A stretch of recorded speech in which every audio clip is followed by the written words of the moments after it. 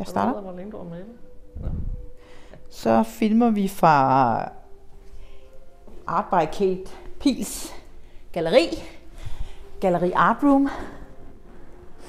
Og jeg er Malene Heide Stubæk fra Stubæk Art og assisterer Kate i dag. Og så har vi Lene Pedersen her.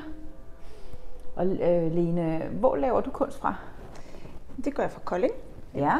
Rettere sagt lidt uden for Kolding, Sønderbjerg. Ja. Så der sidder jeg hjemme i mit hus, i mit eget lille atelier og maler, hvad kan vi sige, abstrakt landskab, vil jeg kalde det. Ja. Ja. Ja, og så har vi Gitte her, Ja. som hedder mere end Gitte. Jeg hedder Gitte Urt. Ja. Jeg maler også derhjemme i mit eget lille hobbyværksted. Ja. Så har malet i nogle år, næsten 20 år.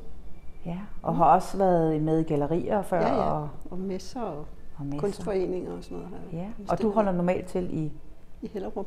I Hellerup? Ja. Og så har vi Karin her. Ja, jeg hedder også Pedersen, men vi er ikke familie.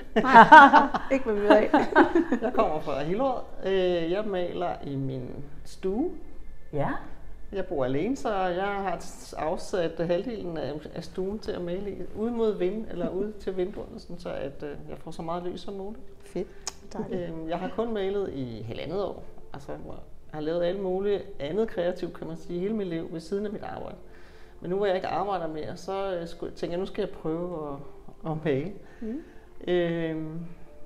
Fordi også, jeg har beskæftiget mig rigtig meget med kunst, fordi jeg var medlem af bestyrelsen i vores kunstforening på arbejde, så i mange år, 20 år måske, så jeg elsker også på kunst.